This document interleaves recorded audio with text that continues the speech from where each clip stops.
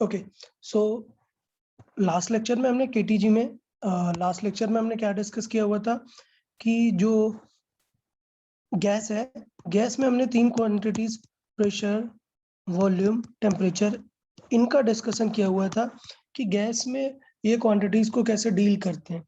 फिर मैंने बताया था कि नेक्स्ट लेक्चर में हम रिलेट करेंगे कि इनको गैस की माइक्रोस्कोपिक प्रॉपर्टीज लाइक स्पीड और काइनेटिक एनर्जी, इनसे कैसे रिलेट किया जाता है। तो लास्ट लेक्चर में हमने सारे गैस लॉज देखे थे जो किन चीजों को रिलेट कर रहे थे, इन 3 चीजों को रिलेट कर रहे थे। आज हम इनका रिलेशन किससे देखेंगे, नेक्स्ट प्रॉपर्टी से, microscopic properties like speed and kinetic energy. So इनको बोलते हैं माइक्रोस्कोपिक।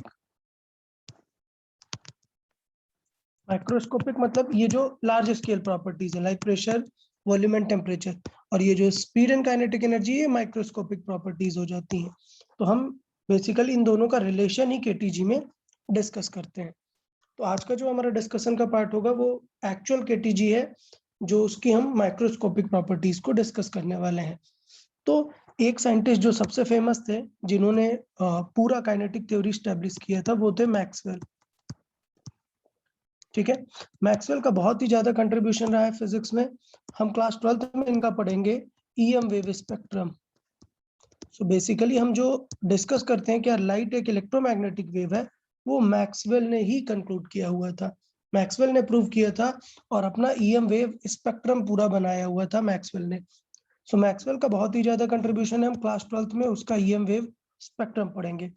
बट यहाँ पर हम डिस्कस करेंगे उसको केटीजी में, काइनेटिक थ्योरी ऑफ गैसेस, मतलब गैसेस में काइनेटिक कैसे वर्क करती है, गैसेस में मोशन ऑफ मॉलिक्यूल कैसे वर्क करता है, उस चीज को डिस्कस करना। बट उसे डिस्कस करने से पहले मैक्सवेल ने कुछ एजम्पशंस ली कि यार ये गैस को हम इस तरीके से ट्रीट करेंगे, और उसके बाद हम डिस्कस करेंगे कि गैस में क्या क्या हो रहा है। तो सबसे पहले मैक्सवेल की हमें कुछ एजम्पशंस कंसिडर करनी पड़ेंगी, उन्हें डिस्कस करेंगे। फिर डिस्कस करेंगे मैक्सवेल ने फाइनली क्या कंक्लूजन दिया हुआ है।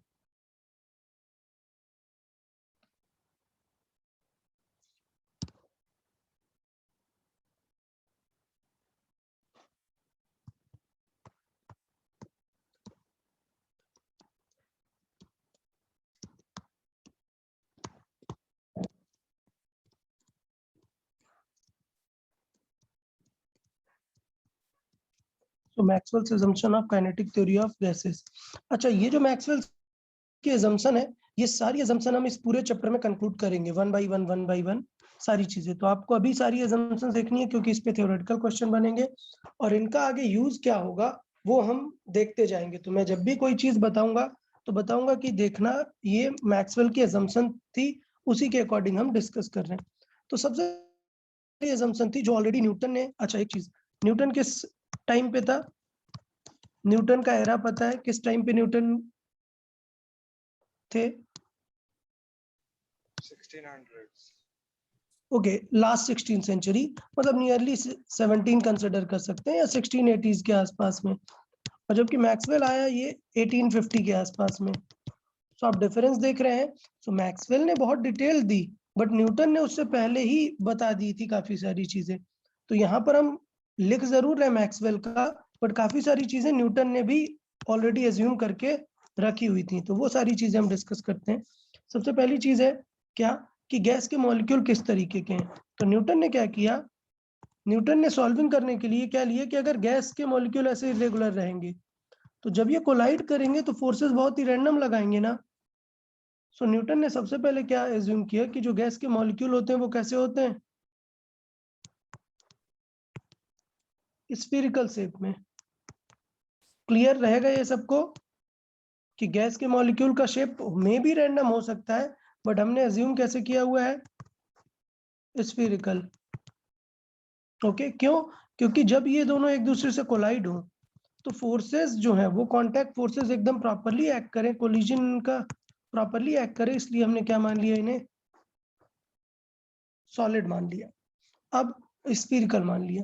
अब प्रॉब्लम नंबर 2, क्या जब ये कोलाइड करेंगे कंटेनर के साथ तो कुछ एनर्जी लॉस होगी यहाँ पर।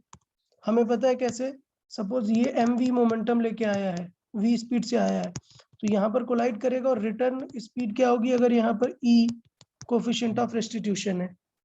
कोई बताए? mv मोमेंटम से आ रहा है, ई कोलिजन का कोफिशिएंट ऑफ रेस्टिट्यूशन है, तो रिटर्न किस स्पीड से होगा?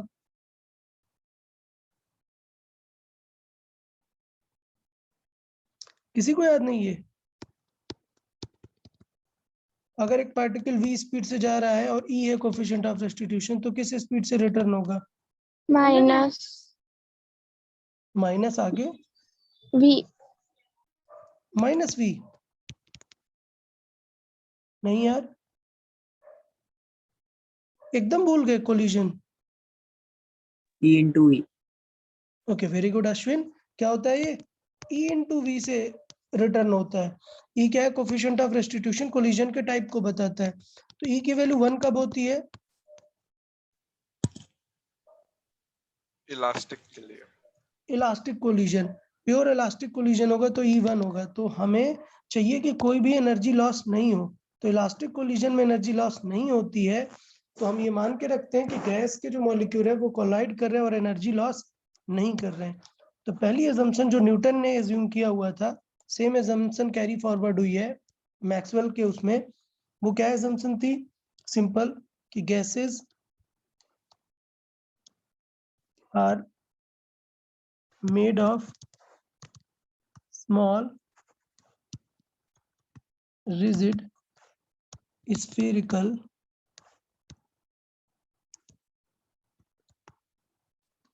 elastic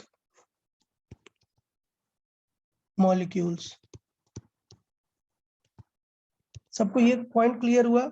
यहाँ पर कितने टर्म्स आए? स्मॉल है, रिजिड है, स्फीरिकल है और इलास्टिक है। यार पहला असम्पशन सबको क्लियर? बताएं, पहला असम्पशन के ये सारे points clear? yes sir okay, सब पे थ्योरेटिकल क्वेश्चन क्या बनता है मैं फिर से एक्सप्लेन कर रहा हूँ। स्मॉल कंसिडर क्यों किया है, कोई बताएगा? स्मॉल मतलब क्यों कंसिडर किया?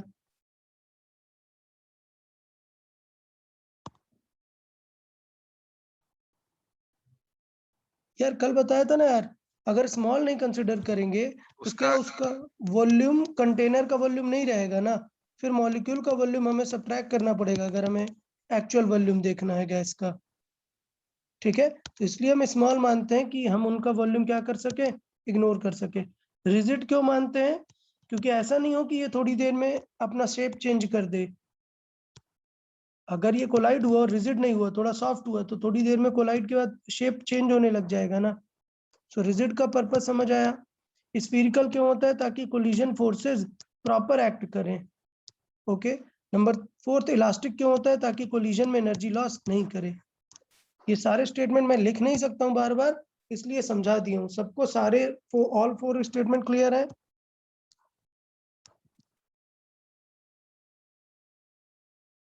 बताएं। yes sir yes sir. Okay, ठीक है। तो स्मॉल, रिजिड, स्फीरिकल, इलास्टिक, पहली चीज ये मानी। तो ये पूरा न्यूटन ने डिस्कस किया था कि हमें कैसे हैंडल करना है। दूसरा क्या था कि ये मॉलिक्यूल जब कोलाइड होने जाएगा तो यहाँ पर एग्जिस्टिंग मॉलिक्यूल इसे अट्रैक्ट भी तो कर सकता है ना। तो हमने क्या एज्यूम किया था कि वो अट्रैक्ट नहीं करेगा, इंटरमॉलिक्यूलर फोर्स हमने निग्लेक्ट किया, ताकि जिससे प्योर कोलिजन हो सके। सो इसका मतलब हमने सेकंड जो assumption ली वो क्या है? क्या? The intermolecular attraction.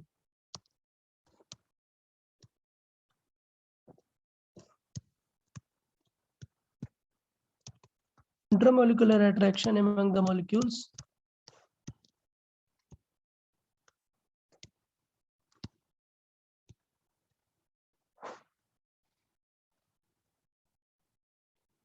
is very less or negligible।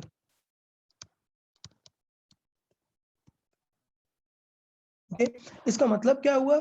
इसका मतलब ये हुआ कि मॉलिक्यूल एक दूसरे को अट्रैक्शन फोर्सेस नहीं लगाएंगे। ठीक है, इंटरमॉलिक्यूलर अट्रैक्शन फोर्सेस नहीं लगाएंगे, वो हमें कंसिडर नहीं करना है वहां पर। सो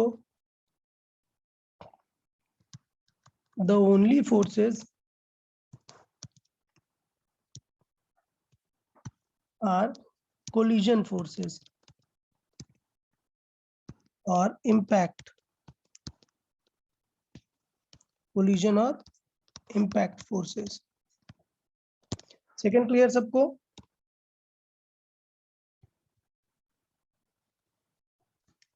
थर्ड, क्या होता है मॉलिक्यूल्स में? ग्रेविटेशनल फोर्स अलग से एक्स्ट्रा नहीं लगता, इंटरमॉलिक्यूलर फोर्स भी नहीं लग रहा जैसे ये मॉलिक्यूल्स हैं। तो इतने छोटे मॉलिक्यूल्स हैं कि पहली बात तो इनके बीच में इंटरमॉलिक्यूलर फोर्स नहीं लग रहा, नंबर 2 इन पे ग्रेविटी लगेगी ना mg, तो इनकी मोशन फिर अगर ये ऐसे जा रहा है तो क्या स्ट्रेट लाइन रह पाएगी क्या? No, sir. नहीं, तो प्रोजेक्टाइल वगैरह होने लग जाएगी, तो हमें क्या करना पड़ेगा? ग्रेविटेशनल फोर्स भी हटाना पड़ेगा। सो नेक्स्ट पॉइंट क्या है? The gravitational force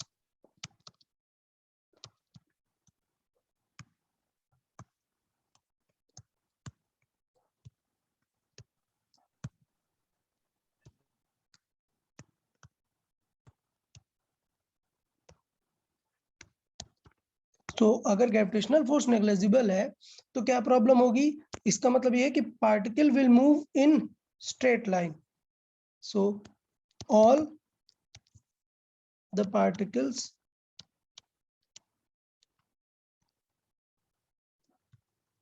will move in straight line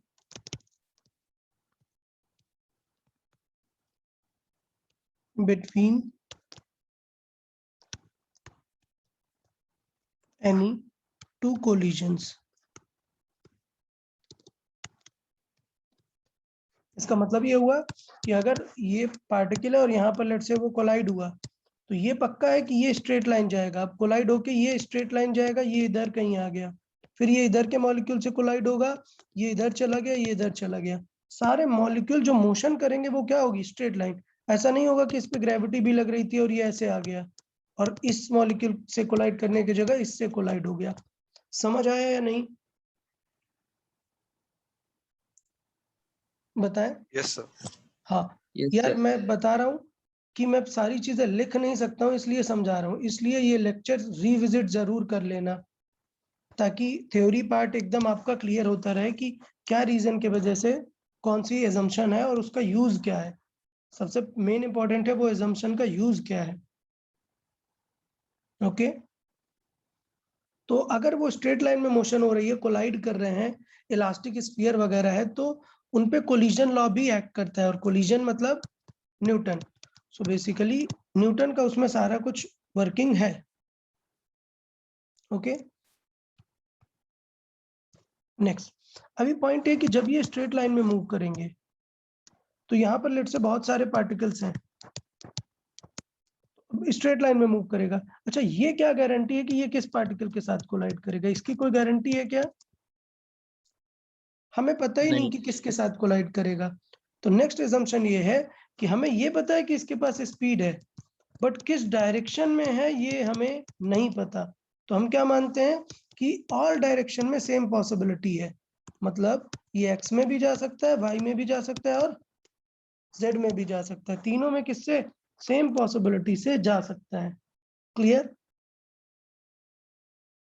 so next point क्या है? All the molecules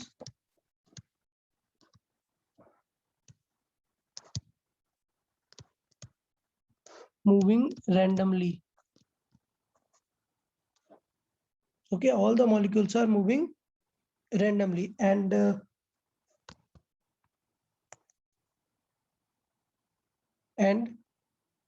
their velocity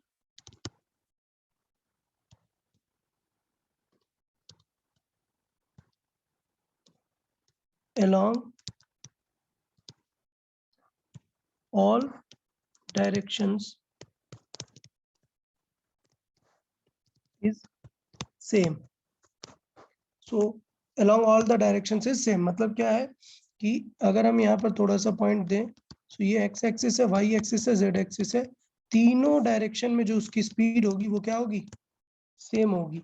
तो क्वेश्चन कहने का मतलब ये कि अगर Vx है, Vy है एंड Vz, तीनों ही डायरेक्शन में क्या होगी, सेम होगी। ये पॉइंट का मतलब है इसका। क्लियर? बताएं, 4 पॉइंट क्लियर हुआ?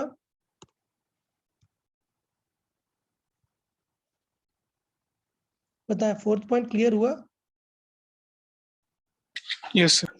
ओके, सो अभी जब इतना सारा कुछ कोलिजन हो रहा है तो नेक्स्ट मेन इंपॉर्टेंट पॉइंट है कि न्यूटन ने इन पे सिंपल अपना कोलिजन फोर्सेस की सॉल्विंग कर दी, मतलब मोमेंटम चेंज एंड ये सारी चीजें। तो मतलब न्यूटन्स लॉज भी वैलिड हैं। Okay, so all the molecules follows Newton's laws of motion. Okay, ये लास्ट नंबर है, इसको लास्ट में रख लेते हैं। इससे पहले एक और पॉइंट नोट कर लेते हैं। क्या? इनके साइज के बारे में हमने स्मॉल बात किया है, लेकिन एग्जैक्टली क्या साइज रहेगा तो कैसे डिफाइन करते हैं? स्मॉल एक रिलेटिव टर्म है, मैंने पहले भी बताया कि स्मॉल क्या है, एक रिलेटिव टर्म है। तो किसके रिलेटिव में स्मॉल होना चाहिए?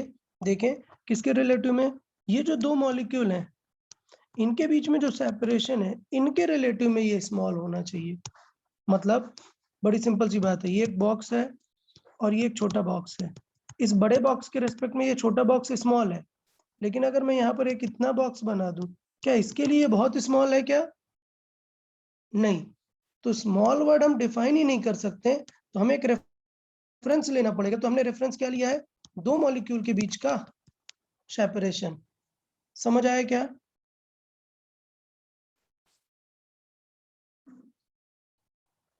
ये आपको पॉइंट समझना चाहिए, क्योंकि आगे हम इसका यूज करेंगे, बताएंगे कि कौन सी थ्योरी किस लॉजिक पे बेस्ड है। तो बता, ये सिनेरियो समझ आया स्मॉल का? सर एक बार फिर से। ओके, देखें, पॉइंट ये कि ये बॉक्स है। अगर हम बात कर रहे हैं कि स्मॉल और बिग कैसे डिफाइन होता है, अगर ये बॉक्स है और ये एक छोटा बॉक्स है, सो ऑफ कोर्स इस बॉक्स के रेस्पेक्ट में ये बॉक्स स्मॉल है। लेकिन अगर मैं ये बॉक्स बना दूं, क्या इसके रेस्पेक्ट में ये बहुत स्मॉल है क्या? नहीं। तो हम जो साइज बोल रहे हैं कि यार स्फीयर स्मॉल होना चाहिए, तो हम किसके रेस्पेक्ट में बोलेंगे यार? अगर इसके बगल में आपने इतना ही छोटा या इतना पार्टिकल रखा तो क्या ये ज्यादा स्मॉल है क्या?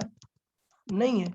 तो कंपेयर किससे किया गया कि जो दो मॉलिक्यूल के बीच का इंटरमॉलिक्यूलर सेपरेशन है, उसके रेस्पेक्ट में इनकी खुद की रेडियस क्या है, बहुत ही स्मॉल है।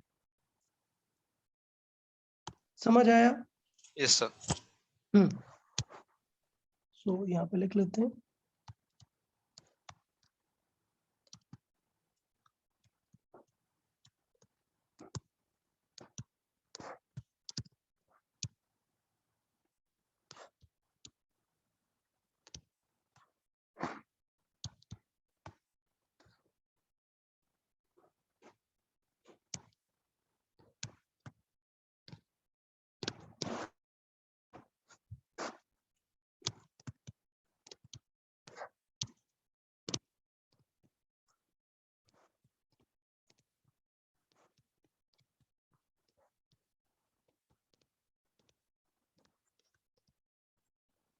तो ये पॉइंट था।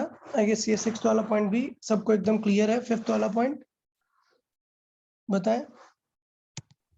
Yes sir. Yes, sir. तो ये एकदम सिंपल पॉइंट है, बट हमें थोड़ा सा ध्यान देना है कि रिलेटिव टर्म है, रिलेटिवली डिफाइन किया गया है इसे। सो अकॉर्डिंगली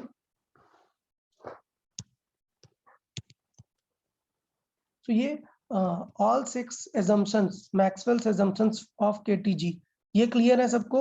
सबका यूजेज एकदम यस सर। ओके। अब हुआ क्या कि मैक्रोस्कोपिक प्रॉपर्टीज को अब हम इनसे रिलेट करेंगे। तो मतलब हम जो स्पीड है, जो स्पीड ऑफ गैस मॉलिक्यूल्स है, उसको रिलेट करेंगे किससे? प्रेशर से। फिर रिलेट करेंगे टेम्परेचर से। ठीक है, तो सबसे पहले न्यूटन ने एक्सप्लेन किया था प्रेशर को कि गैस थ्योरी से प्रेशर कैसे एक्सप्लेन कर सकते हैं। तो देख लेते हैं। प्रेशर ऑफ अ गैस,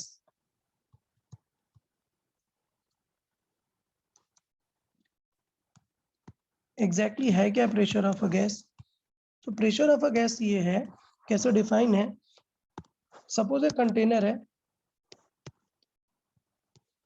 और इस कंटेनर के अंदर गैस मॉलिक्यूल्स हैं, तो किसी ये गैस मॉलिक्यूल्स हैं, किसी भी कंटेनर का प्रेशर ऑफ अ गैस है क्या एग्जैक्टली? प्रेशर ऑफ गैस का मतलब ये है कि ये जो मॉलिक्यूल्स हैं वो किसी एक वॉल पर कितना फोर्स लगा रहे हैं, क्लियर? और जो किसी एक वॉल पर फोर्स होगा, मान लेते हैं इस वॉल पर हम डिस्कस कर रहे हैं, ये वाली वॉल पे, वही प्रेशर पूरी गैस का प्रेशर डिफाइन होता है। So pressure of a gas is the average collision forces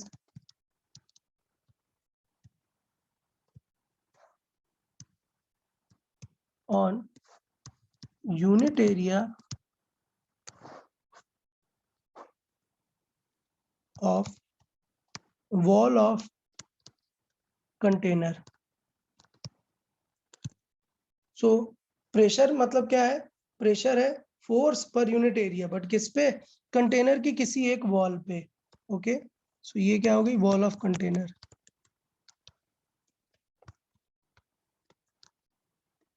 अब समझे, होता यह है कि पर यूनिट एरिया देख रहे हैं ना हम क्या देख रहे हैं? Force per unit area. तो अच्छी बात ये होती है कि जो एक वॉल पर फोर्स होता है, मान लेते हैं ये कंटेनर है और इसकी जो वॉल गिवन है, इस पे फोर्स लग रहा है कुछ F, तो पूरे कंटेनर पे नेट फोर्स कितना हो जाएगा? 6F। बट तब आप डिवाइड भी तो 6 एरिया का करेंगे ना, एक वॉल का पूरा, तो 6 तो तब भी कैंसिल आउट हो जाएगा। इसका मतलब ये है कि गैस का जो एक्चुअल प्रेशर है वो किसी एक वॉल पर आप निकाल सकते हो। मतलब अगर मैं बोलूं कि एक कंटेनर है और कंटेनर की इस वाली वॉल पर प्रेशर कितना लग रहा है? 10। क्लियर? तो बताओ पूरे कंटेनर में प्रेशर कितना होगा? तो पूरे कंटेनर का प्रेशर भी क्या होगा? 10 ही रहेगा। ठीक है, तो इस चीज को थोड़ा सा ध्यान देना है कि किसी एक वॉल पे जो फोर्स लगता है, प्रेशर लगता है, उसी को पूरे कंटेनर का प्रेशर भी बोलते हैं। ठीक, अब चले देख लेते हैं कि इसकी कैलकुलेशन कैसे करनी है प्रेशर ऑफ अ गैस का। So as per the Newton देखें इसकी कैलकुलेशन कैसे रहेगी। तो न्यूटन थे मतलब फोर्स वगैरह सॉल्विंग वगैरह पूरा रहेगा। ओके, तो समझ लेते हैं इसे अच्छे से। देखें, मान लेते हैं ये एक कंटेनर है,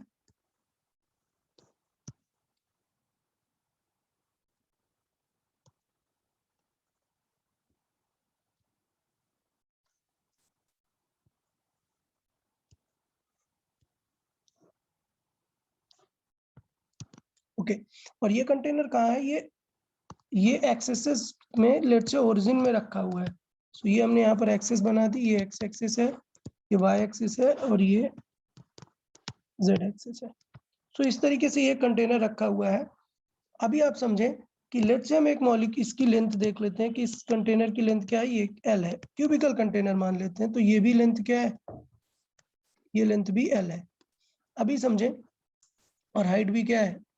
ये भी एल है, क्यूबिकल कंटेनर ले लिया। तो अभी सोचो यहाँ पर एक पार्टिकल है, हमने एक पार्टिकल को पिक किया और इसमें आगे की तरफ स्पीड किया vx। तो हम कैलकुलेट करते हैं कि ये सामने वाली वॉल पे कितना फोर्स लगेगा और उसके अकॉर्डिंग क्या निकालेंगे? अपन प्रेशर निकाल सकते हैं। तो पहले आइडिया समझ आया कि हमें करना क्या है। अच्छा, अभी काम की बात क्या है कि अगर हमें फोर्स निकालना है तो हम as per the Newton's law, Newton second law, Newton's second law, क्या हम क्या निकाल सकते हैं? Force applied. क्या हो जाएगा Newton second law force applied? Delta P by T। Delta P by T, change in momentum upon time taken. ठीक है, ओके। अब हमें देखना पड़ेगा कि मोमेंटम कितना चेंज होगा। तो सोच लेते हैं कि ये मान लेते हैं ये वॉल था और ये किस वेलोसिटी से आ रहा था? vx से आ रहा था। तो अभी हमने क्या डिस्कस किया है कि सारे कोलिजन कैसे हैं? इलास्टिक है।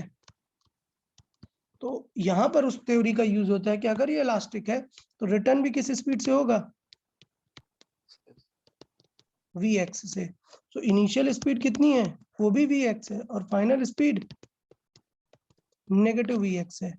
बताएं इसमें किसी को कोई डाउट? तो चेंज इन मोमेंटम कितना होगा,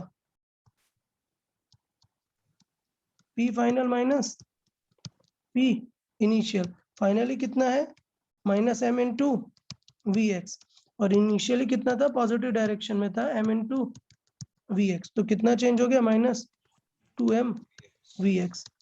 माइनस किस चीज को बता रहा है, डायरेक्शन को, ठीक। अच्छा स्मॉल m क्या है, मास, मास, किसका मास है ये, वो पार्टिकल मतलब मॉलिक्यूल मॉलिक्यूल्स का। का। स्मॉल m क्या है, mass of one molecule. Okay next, अब हमें क्या फाइंड करना पड़ेगा, टाइम। तो क्या हम टाइम फाइंड कर सकते हैं क्या, हम ये बता सकते हैं क्या कि कितनी देर वो कोलाइड में था, नहीं, नहीं बता सकते। तो फिर न्यूटन ने क्या किया, न्यूटन ने एजम्पशन ली, किस चीज की एजम्पशन ली, एवरेज टाइम। क्या, एवरेज टाइम। देखना कैसे उसने बहुत ही स्मार्टली टाइम को कैलकुलेट किया। ये वॉल है, ठीक है, ये वॉल है, और इसके सामने एक वॉल होगी, इन दोनों के बीच की डिस्टेंस कितनी है, एल। तो समझना, एक पार्टिकल जो यहाँ पर जस्ट कोलाइड हो रहा है, किसी टाइम पर कोलाइड हुआ, उसके बाद क्या होगा, रिटर्न जाएगा, यहां पर कोलाइड करेगा, और फिर वापस से रिटर्न आएगा। ये पार्ट समझ आया या नहीं? Yes sir. अच्छा, सर अब समझे कि सपोज अभी टाइम था 0, फिर ये घूम के वापस आ जाएगा, मान लेते हैं इसे टाइम लग गया क्या, 1 सेकेंड, फिर दोबारा घूम के वापस आएगा 2 सेकेंड, फिर दोबारा घूम के वापस आएगा 3 सेकेंड। तो इसका मतलब ये हुआ कि 3 सेकेंड में 1 2 3 कोलिजन्स हो गए ना। सो इसका मतलब हम ये बोल सकते हैं कि जितनी देर में वो घूम के वापस आएगा, वही टाइम हम बोल सकते हैं क्या, average time of 2 collisions. Okay, so Newton ने इस लॉजिक के थ्रू क्या निकाला, टाइम की जगह टाइम को क्या निकाल दिया, एवरेज। क्या बोल दिया कि नेक्स्ट कोलिजन्स अगर हम ऐसे 50 कोलिजन ले ले तो डिवाइड बाय 50 करेंगे तो हमारा एक्चुअल टाइम आ जाएगा। तो इसका मतलब ये एक बार गया और रिटर्न आया, इतनी देर बाद वापस आ जाएगा, उसी को क्या बोल दिया, एवरेज टाइम। तो एवरेज टाइम कितना हो जाएगा, 2L बाई Vx। कोई डाउट किसी को? तो इसका मतलब हम क्या निकाल रहे हैं, हम क्या रियल फोर्स निकाल रहे हैं क्या, नहीं, हम क्या निकालने लग जाएंगे, average. Okay, so average force, चले देखें एवरेज फोर्स कितना आ जाएगा, डेल्टा पी बाय टी। तो देखें डेल्टा पी कितना था, 2m इंटू वी एक्स। मैं डायरेक्शन इग्नोर कर रहा हूँ, सिर्फ मैग्नीट्यूड पे फोकस कर रहा हूँ, अपॉन ये कितना है 2L by v x. So 2 cancel, क्या आंसर आ गया, m upon L into v x का स्क्वायर। बताए यहां तक किसी को कोई डाउट क्या? नो। ओके, अब हमें क्या कैलकुलेट करना पड़ेगा, ये तो किसी एक मॉलिक्यूल का है ना, हमें तो क्या कैलकुलेट करना पड़ेगा, सारे मॉलिक्यूल्स का। सो हम क्या कैलकुलेट करेंगे, force due to all the molecules. कोई डाउट इसमें किसी को? हमने क्या कंसिडर किया, सारे मॉलिक्यूल का मास क्या है, सेम है, सारे मॉलिक्यूल का मास क्या है, सेम है, बट सारे मॉलिक्यूल की स्पीड अलग अलग हो सकती है। ये पॉइंट क्लियर रहेगा, गैस में सारे मॉलिक्यूल की स्पीड सेम नहीं होती, लेकिन सबका मास क्या होगा, हम सेम ही कंसिडर करके रखते हैं। तो इसका मतलब क्या होगा, फोर्स ड्यू टू ऑल। यहां तक क्लियर है सबको?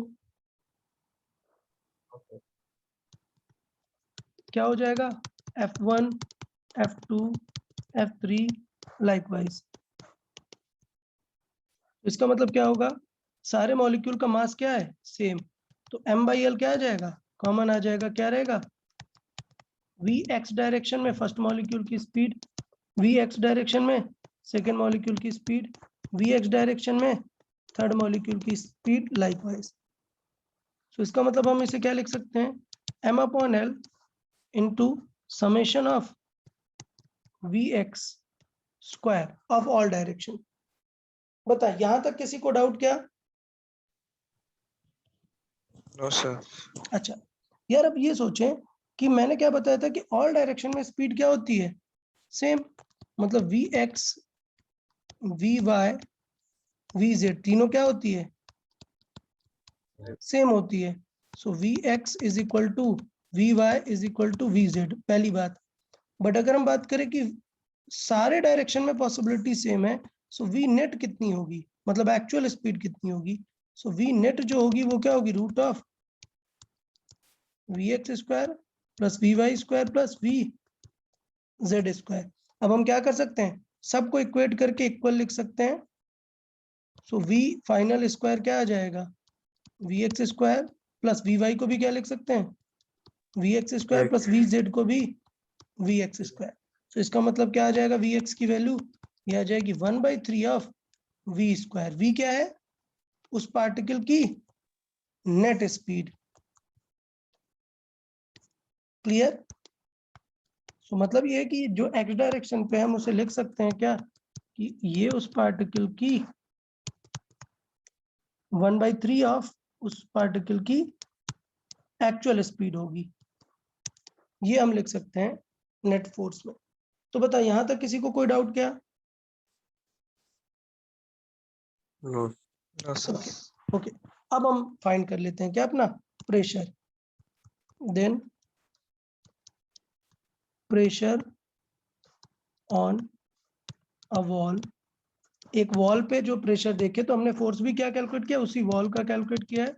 तो क्या आएगा, फोर्स अपॉन एरिया। फोर्स कितना है, m/l into 1/3 of summation of its v squares upon area. अच्छा, तो ये लेंथ अपॉन एरिया क्या बन जाएगा, m अपॉन फोर्स था l और इंटू क्या करा दिया, एरिया, तो l अपॉन ए क्या बन जाएगा, वॉल्यूम। वॉल्यूम। तो ये 1/3 समेशन ऑफ v स्क्वायर हमने अलग कर लिया और ये बन गया क्या, वॉल्यूम। तो मतलब यहाँ पर मास ऑफ वन मॉलिक्यूल, देखना प्रेशर का फॉर्मूला क्या दिख रहा है, 1/3 बाहर लिख लेते हैं, ये आ रहा है mass of one molecule upon volume into summation of v square. अब बताओ, क्या इसे डेंसिटी लिख सकते हैं क्या,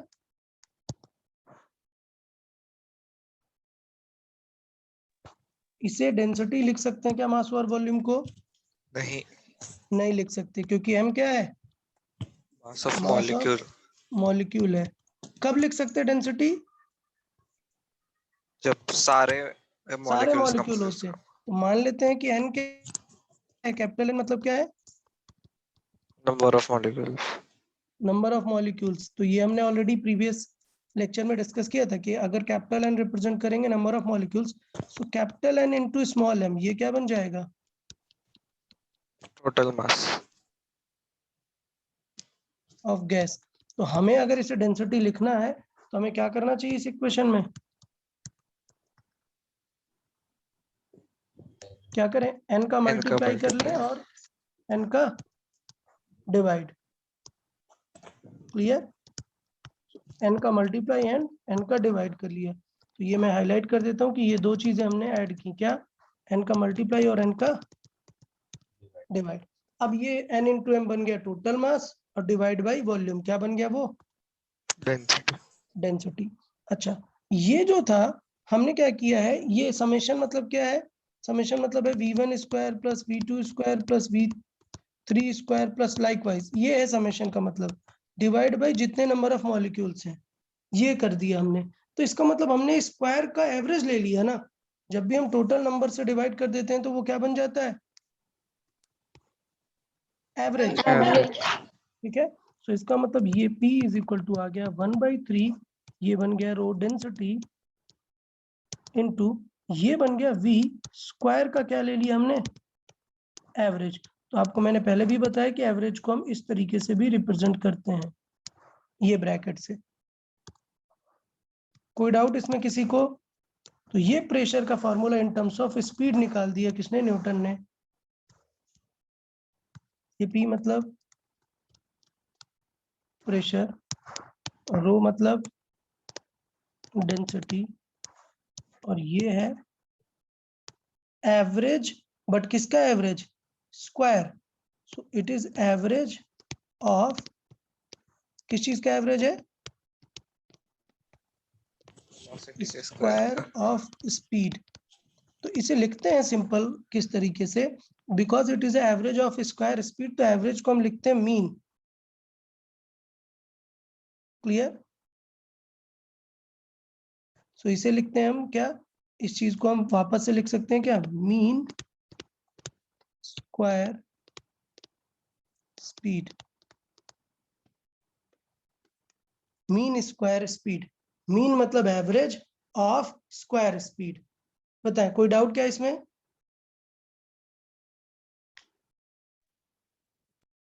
इसका मतलब क्या है, इसका मतलब चाहिए तो मैं यहाँ पे फिर से लिख देता हूँ, v स्क्वायर ऑफ एवरेज का मतलब ये है कि v स्क्वायर का हमने क्या ले लिया है, एवरेज। इसका मतलब ये है v1 square plus v2 square plus likewise upon number of molecule. कोई डाउट क्या किसी को अब इसमें?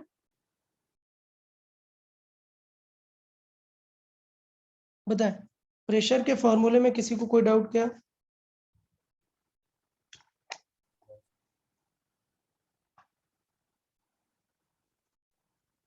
अच्छा, क्लियर हुआ सबको प्रेशर कैसे हम सॉल्व करते हैं? Yes sir.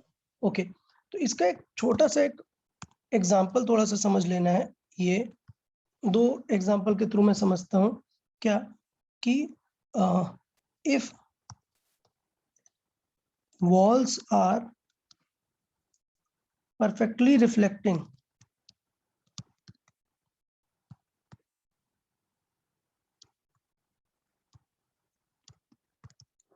तो परफेक्टली इलास्टिक, और मैं बात करूं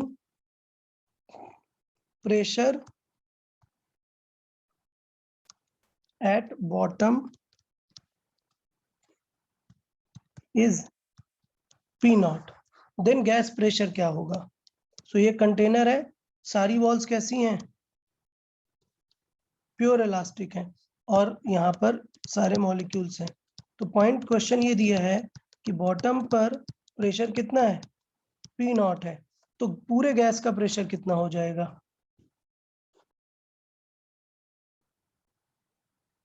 क्या 6 P नॉट होगा क्या, ये बस ये बताना चाह रहा हूं यहाँ पर। नो सर, कितना रहेगा, P नॉट ही रहेगा। P नॉट ही रहेगा। So pressure at the bottom is P naught, then net pressure of gas is P naught. Clear? यहाँ पर मैं लिख देता हूँ P gas is equal to 6 P naught. ये गलत है। क्लियर सबको? यार ये कॉन्सेप्ट सबको क्लियर है? Yes sir. अब इसका थोड़ा सा एडवांस वर्जन देख लेते हैं कि क्वेश्चन कैसे थोड़ा सा टेक्निकल किया जा सकता है थ्योरेटिकली, बाकी कुछ नहीं है, सिर्फ थ्योरेटिकल है। If bottom is perfectly inelastic or absorbing while rest are elastic। सोचो ऐसा कंटेनर कुछ दिया हुआ है आपको, and pressure at bottom is P not. Bottom पे दिया है प्रेशर P नॉट, तब क्या लगता है गैस का प्रेशर क्या होगा? कुछ चेंजेस आएंगे क्या इस क्वेश्चन में, कोई बताए? कम होगा प्रेशर। प्रेशर कम होगा, क्यों, कैसे? अगर निचला वॉल इनइलास्टिक है तो वो मॉलिक्यूल्स वहां जाके स्टिक कर जाएंगे, हाँ, तो तो बाकी के वॉल्स पे प्रेशर कम लगेगा, मॉलिक्यूल्स मतलब कम हो जाएंगे ना ऊपर। एग्जैक्टली क्या होगा कि अगर बॉटम पर ऐसा कुछ हुआ कि मॉलिक्यूल जाकर रिटर्न ही नहीं हो रहा, तो याद है मोमेंटम चेंज में कुछ ऐसा हो रहा है कि ये बॉटम पर गया, कुछ v मोमेंटम लेके गया, लेकिन फाइनली v फाइनल क्या हो गया, 0। तो जो डेल्टा p है था चेंज इन मोमेंटम, वो सिर्फ कितना होगा, mv जितना होगा। क्या 2mv होगा क्या? जबकि हमने जो सॉल्व किया था वो किससे सॉल्व किया है, 2mv से। तो इसका मतलब बॉटम पर प्रेशर क्या होगा, हाफ होगा। At bottom p is half of p gas. तो इसका मतलब अगर बॉटम को P नॉट फील हो रहा है, इसका मतलब गैस का ओरिजिनल प्रेशर कितना है, 2P. 2P naught. Then pressure of gas is 2P naught. तो आई गेस दोनों चीजें आपको समझ आ गई कि कैसे थ्योरेटिकल पर्सपेक्टिव को भी हमने यूज किया हुआ है यहाँ पर। अगर बॉटम पर P नॉट था तो पूरे गैस का भी P नॉट होता है, लेकिन अगर ऐसा कुछ सिनेरियो बनाया कि बॉटम एब्जॉर्बिंग है, तो इसका मतलब वो रीडिंग कम है। तो हमने मोमेंटम कंजर्वेशन से यहाँ पर उस आइडिया को समझ लिया। बताएं प्रेशर रिलेटेड किसी को इसमें कुछ डाउट क्या?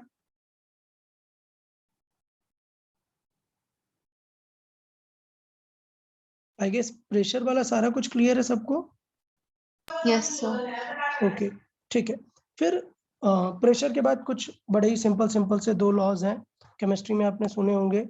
प्रेशर हो गया, इसके बाद है ग्राम्स डिफ्यूजन लॉ, सुना है? Yes, sir. Yes, sir. Okay, कोई बताएगा ग्राम्स डिफ्यूजन लॉ का क्या रिजल्ट है, क्या रहता है?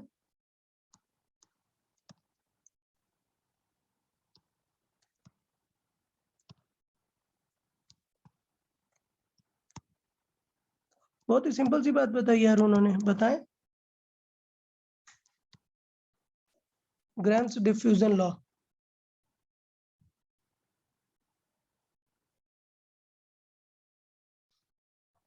उन्होंने क्या बताया कि डिफ्यूजन रेट किसी भी गैस की, अगर आपने ऐसे कंटेनर से गैस ओपन कर दी, तो वो गैस कैसे डिफ्यूज होगी एटमॉस्फेयर में, वो किस पे डिपेंड करती है। तो बहुत ही सिंपल सा था, डिफ्यूजन रेट किस पे डिपेंड करती है, proportional to its speed. Clear? कौन सी स्पीड, स्क्वायर मीन, मतलब ये वाली स्पीड। क्लियर? अच्छा, ये एक्चुअली इसकी डायमेंशन किसके अकॉर्डिंग रहेगी, वी स्क्वायर वाली ही रहेगी ना,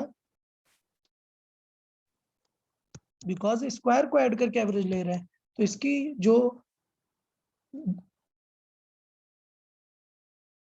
डायमेंशन है वो अभी स्क्वायर वाली रहेगी, जब हम इसका रूट ले लेंगे तो आएगी एक्चुअल स्पीड। तो डिफ्यूजन रेट किसके प्रोपोर्शनल रहती है, स्पीड ऑफ मॉलिक्यूल्स, किसकी, वी ऑफ, और मैं पूरा लिख देता हूँ, स्पीड ऑफ मॉलिक्यूल्स। और अभी हमने जस्ट देखा कि स्पीड ऑफ मॉलिक्यूल किससे रिलेटेड है, प्रेशर से और या फिर डेंसिटी से। ठीक, तो क्वेश्चन ये होता है कि जब दो गैसेस को डिफ्यूज करेंगे, मतलब मान लेते हैं कि ये कंटेनर है और इसमें दो गैसेस को रख दिए हैं, तो ये कब तक डिफ्यूज होती रहेंगी, ये दो गैसेस हैं यहाँ पर, ये कब तक डिफ्यूज होती रहेंगी। तो डिफ्यूजन उनके प्रेशर पे डिपेंड करता है, जब स्पीड तक किस वो पे डिपेंड करता है, प्रेशर पे। तो डिफ्यूजन कब स्टॉप हो जाएगा, जब दोनों का प्रेशर सेम हो जाएगा। सेम हो जाएगा। ठीक है, तो अगर मैं बात कर लेता हूँ, मान लेते हैं ये गैस नंबर 2 है और ये यहाँ पर गैस 1 है।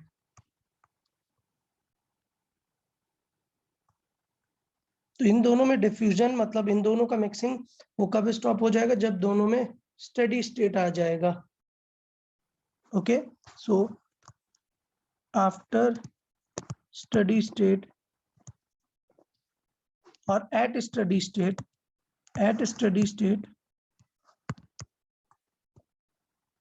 क्या होना चाहिए, दोनों का प्रेशर सेम होना चाहिए। एट स्टेडी स्टेट दोनों का प्रेशर क्या होगा, सेम। प्रेशर का फॉर्मूला क्या है, 1/3 rho V square, 1/3 rho V square. तो बेसिकली दोनों मॉलिक्यूल का V1 V2 किससे रिलेटेड हो गया, उनकी डेंसिटी से रिलेटेड।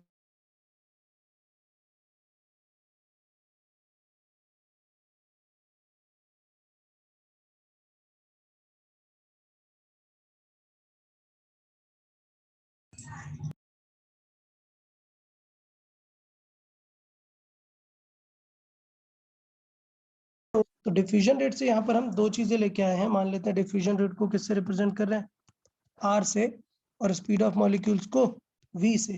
सो ये कंफर्म हो जाएगा फाइनली क्या, R1/R2 diffusion rate will be V1/V2 and it will be root of ρ2/ρ1। तो इससे कंक्लूड होगा कि diffusion rate is inversely proportional to the root of density. तो ये क्या है, ग्राम्स डिफ्यूजन लॉ है, जिसमें डिफ्यूजन रेट किसके प्रोपोर्शनल होती है, डेंसिटी। इस पे न्यूमेरिकल जल्दी नहीं बनेगा, आपको सिर्फ थ्योरेटिकल एस्पेक्ट ही पूछा जाता है कि कौन सी गैस कैसे डिफ्यूज होगी। बताए, ग्राम्स डिफ्यूजन लॉ क्लियर है? Yes sir. यस ओके, एक और सिंपल सा है, डाल्टन्स पार्शियल प्रेशर। इसमें कुछ खास है नहीं, सबको क्लियर है ये? बताएं क्या होता है डाल्टन्स पार्शियल प्रेशर।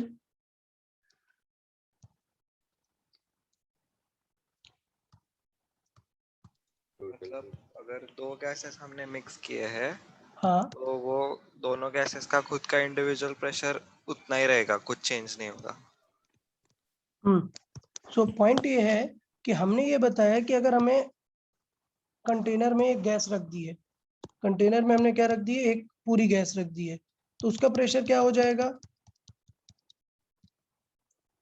P।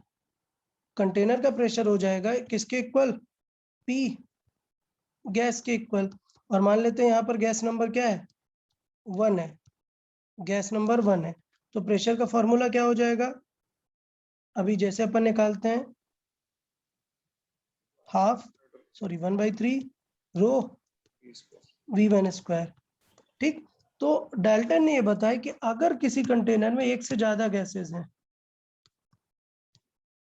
मतलब एक गैस ये भी है, दूसरी गैस ये भी है, एक थर्ड गैस भी है, और ये मिक्स नहीं हो रही, ठीक है, इमिक्सिबल गैसेस हैं, इमिक्सिबल हैं। सो डाल्टन ने क्या बताया कि जो प्रॉपर पी गैस होगा वो किसके बराबर होगा, इन सब की पार्शियल प्रेशर मतलब इन सब का इंडिविजुअल प्रेशर के बराबर होगा, ये बताया डाल्टन ने। कोई डाउट इसमें किसी को? स्टेटमेंट लिखने की जरूरत है या क्लियर है सबको? Okay, so total pressure of gas is equal to the partial pressure of gases. तो मैं यहाँ पे लिख देता हूँ partial pressure of gases. Partial pressure of gases मतलब इन सब का इंडिविजुअल प्रेशर। तो P1 का क्या लिखेंगे, 1/3 ρ1 V1 स्क्वायर। P2 को अपना अलग लिखेंगे, 1/3 ρ2 V2 स्क्वायर। Likewise P3। तो इसमें भी कुछ खास ऐसा कुछ क्वेश्चन बनता नहीं है। क्लियर है? बताएं डाल्टन्स थ्योरी, क्योंकि बहुत ही मतलब बाय द वे इसे प्रूव करना पड़ता है, तो डाल्टन ने पूरा प्रूफ दिया हुआ है, बट हमारे लिए कॉमन सेंस की बात है क्या, कि अगर एक कंटेनर में एक गैस है तो कंटेनर का प्रेशर क्या हो जाएगा, उस गैस के जितना।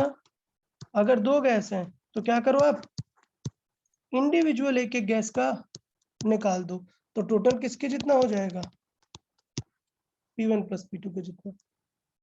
बताएं, इसमें कोई डाउट किसी को? ओके, अब आते हैं मेन काम की बात में। तो ये सारे साइंटिस्ट क्या थे, मैक्सवेल से पहले के थे, इन्होंने पहले अपने लॉज दिए हुए थे, बाद में मैक्सवेल ने एग्जैक्ट पूरी कैलकुलेशन की और एकदम डिटेल थ्योरी दी। सो उसे बोलते हैं मैक्सवेल डिस्ट्रीब्यूशन।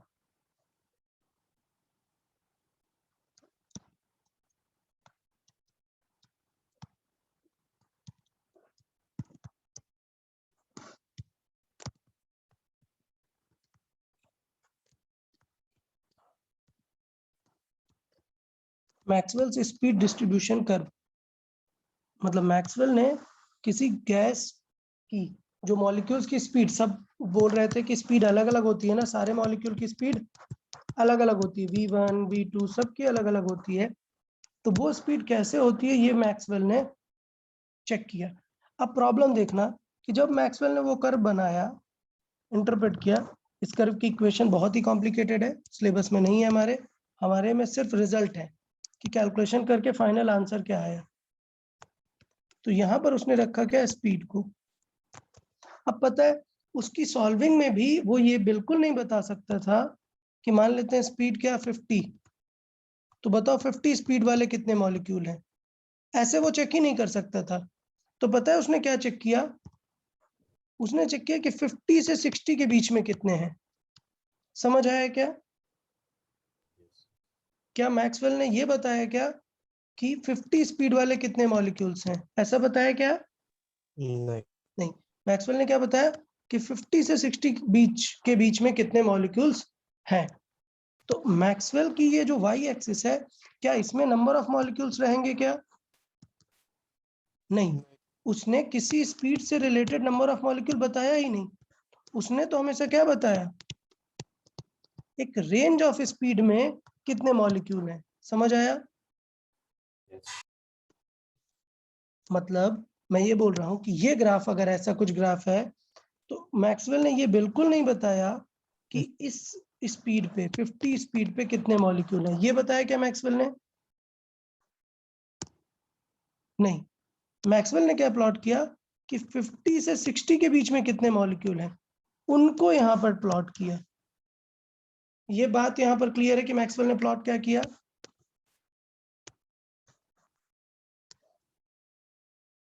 इसका मतलब वाई एक्सिस में dn, change in number of molecule, upon dv plot किया। मतलब वाई एक्सिस में क्या रहता है, एक्स एक्सिस में स्पीड ऑफ मॉलिक्यूल्स,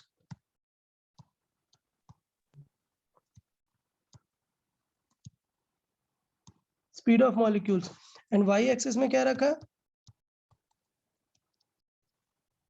बताएं? वाई एक्सिस में क्या रखा, dn by dv, number of molecules in this interval. So number of molecules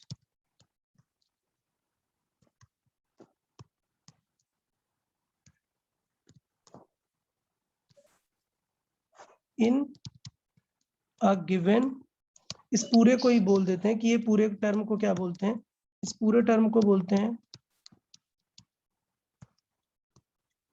number of molecules in a given interval of speed। बताएं, किसी को कोई डाउट क्या है इसमें? ओके, तो उसने ये ग्राफ यहाँ पर प्लॉट किया, देखें ग्राफ कैसा है।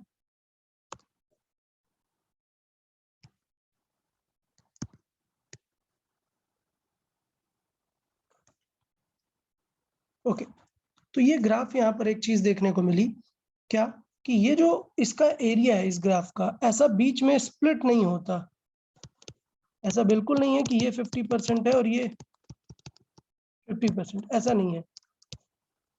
ओके, तो इसका मतलब ये है कि ये एवरेज नहीं है, ये वो चीज का एवरेज नहीं है। उसका जब आप एवरेज निकालेंगे, क्या कि लेफ्ट में और राइट में एरिया 50% है, तो तो एवरेज कुछ आगे आएगा, इस पीक वैल्यू से आगे आएगा। तो ये पीक वैल्यू क्या है? ये मैक्सिमम वैल्यू किस चीज को रिप्रेजेंट कर रही है? ये मैक्स वैल्यू बता रही है कि कितने पार्टिकल्स के पास ये वाली स्पीड है। ओके, मतलब समझे, सपोज यहाँ पर 100 पार्टिकल्स हैं, तो ये जो स्पीड है, ये वाली स्पीड, लेट्स से ये स्पीड है 20 मीटर पर सेकेंड। तो मैक्स का मतलब ये है कि मैक्सिमम मॉलिक्यूल्स के पास कौन सी स्पीड है? 20। तो मतलब इसका मतलब ये है कि अगर टोटल 100 मॉलिक्यूल्स है तो सपोज 60 मॉलिक्यूल्स के पास स्पीड कितनी है? 20। तो इसका मतलब कुछ मॉलिक्यूल स्लो भी हैं और कुछ मॉलिक्यूल फास्ट भी हैं। तो मान लेते हैं कि 10 मॉलिक्यूल की स्पीड कितनी है? 30, और 10 मॉलिक्यूल की स्पीड कितनी है? 40, और इससे कम 10 मॉलिक्यूल की कितनी है? 10, और 10 मॉलिक्यूल्स की कितनी है? 5। तो डिस्ट्रीब्यूशन समझ आया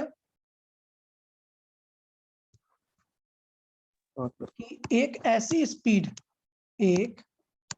स्पीड जिसके लिए सबसे ज्यादा मॉलिक्यूल्स हैं, वो स्पीड क्या होगी? वो स्पीड होगी जो आपको फील होगी। क्यों? सपोज ये रोड है और यहाँ पर काफी सारे लोग रनिंग कर रहे हैं। आप अगर चेक करोगे कि चलो स्पीड देखते हैं, तो आप क्या देखोगे? ये जो एक एक दो दो लोग हैं, इनको नहीं नोटिस करोगे ना, आप देखोगे कि मेन लोग कहाँ पर पहुंच गए। अभी एक दो बीच में रहेंगे, कुछ एक दो आगे जाएंगे, बट आप हमेशा किसको देखोगे? मेजॉरिटी को। आप किसको देखोगे? मेजॉरिटी को। तो हम गैस की स्पीड अगर बोले कि यार गैस की स्पीड क्या है, तो गैस की स्पीड वही होगी जो आपको सबसे ज्यादा दिखेगी। तो सबसे ज्यादा दिखने वाली स्पीड को बोल देते हैं मोस्ट प्रोबेबल स्पीड। अच्छा, एक चीज और, इस कर्व का एरिया आपको क्या निकाल के देगा? Area of this curve. Number of molecules. Yes, area of this curve. तो एरिया मैंने पहले भी बताया था, y axis into x axis. तो इसका मतलब dn/dv इंटू dv करोगे, तो dv क्या होगा? कैंसिल आउट हो जाएगा, सिर्फ क्या आएगा? Number of molecules. तो जिस जगह पर एरिया निकालोगे वो क्या आ जाएगा? Number of molecules.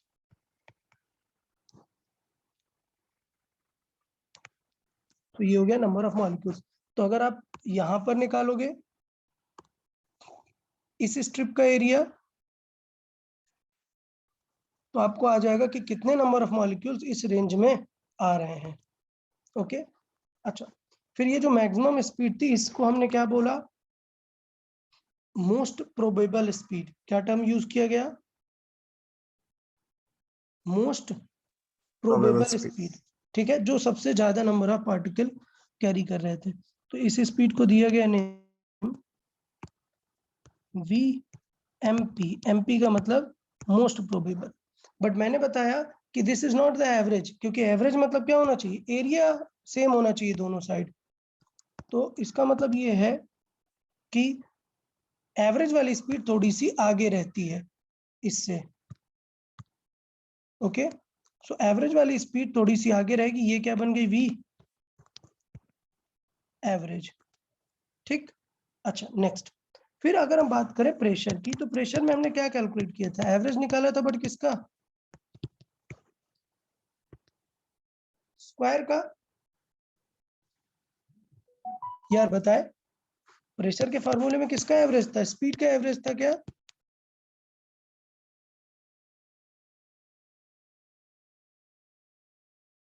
Square of speed. Square of speed का एवरेज था। तो इसका मतलब ये है कि स्क्वायर ऑफ स्पीड जो है वो बहुत काम में आती है कंपेयर टू दिस स्पीड। तो उसने क्या किया? स्क्वायर का भी एवरेज निकाला, और जब स्क्वायर का एवरेज निकाला तो वो स्पीड इससे भी ज्यादा आ रही थी। क्लियर?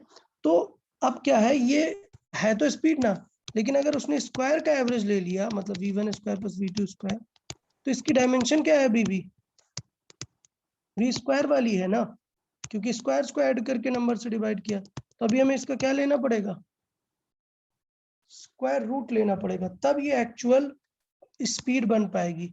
तो इसलिए इसका हमें क्या लेना पड़ेगा? रूट। तो ये जो v स्क्वायर का एवरेज था, इसे हमने क्या नाम दिया था? Mean square. क्या नेम दिया था? मीन।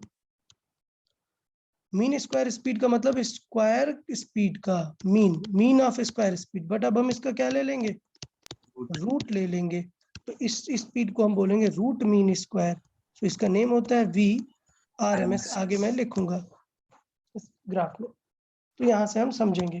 तो पहले हम देखें, पहला पार्ट क्या है, मोस्ट प्रोबेबल स्पीड। तो फर्स्ट पार्ट क्या है, most probable speed. Most probable speed सबको क्लियर समझ आया? क्या है मोस्ट प्रोबेबल स्पीड, फिर से बोलें।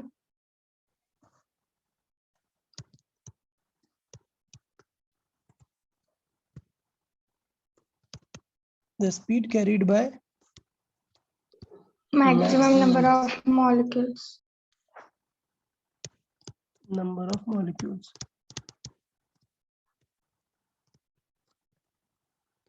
और उसने इस ग्राफ को, इस वैल्यूज को किससे रिलेट किया, टेम्परेचर से रिलेट किया। ठीक है, सो मैक्सवेल ने इन सारी चीजों को किससे रिलेट किया, टेम्परेचर से रिलेट किया। इसलिए ये बहुत ज्यादा इंपॉर्टेंट पॉइंट बन जाता है। क्यों? क्योंकि न्यूटन ने क्या रिलेट किया, प्रेशर को स्पीड से। अब मैक्सवेल ने क्या किया, स्पीड को किससे रिलेट कर दिया, टेम्परेचर से। तो हमारा काम बन गया ना, प्रेशर भी रिलेट हो गया स्पीड से और टेम्परेचर भी रिलेट हो गया स्पीड से। और यही हमें स्टडी करना होता है किसमें, केटीजी में। क्या कि प्रेशर और टेम्परेचर ये सब कैसे रिलेटेड है स्पीड से, और फिर उसके बाद हम देखेंगे एनर्जी से कैसे रिलेटेड है। तो चले, मोस्ट प्रोबेबल स्पीड को मैक्सवेल ने क्या फाइंड किया, कैसे रिलेट किया, टेम्परेचर से। कैसे, रूट, फॉर्मूला याद है किसी को मोस्ट प्रोबेबल स्पीड का?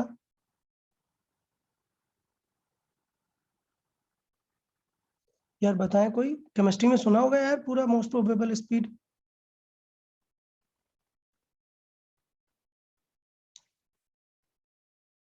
किसी को याद नहीं है फॉर्मूला? 2RT/m. नहीं, 2p/ρ अंडर रूट 2/ρ। ओके, नहीं नहीं, यार, 2RT/m। Just 2RT/m, root 2RT/m, root 2RT/m। ठीक है, तो ये हो गया रूट 2RT/m। अच्छा, R/m को हम रिप्लेस करना चाहें तो किससे रिप्लेस कर सकते हैं R/m को? तो हमें पता है क्या, PV is equal to NRT। n को क्या लिख सकते हैं, mass over molecular mass. Okay, एक इक्वेशन हो जाती है, PV इज इक्वल टू क्या, n KT। इसका मतलब हम इसे लिख सकते हैं क्या, n मतलब number of molecule into KT। तो हम बेसिकली पॉइंट ये बता रहे हैं कि क्वेश्चन आपको इसी तरीके से फ्रेम करेगा कि n से रिलेट कर देगा, नंबर ऑफ मॉलिक्यूल से रिलेट कर देगा। तो R/m को आप यहाँ से रिप्लेस कर सकते हो क्या, NKT/m लिख सकते हो। इस तरीके से डिफरेंट तरीके से आपको ध्यान देना है इसमें।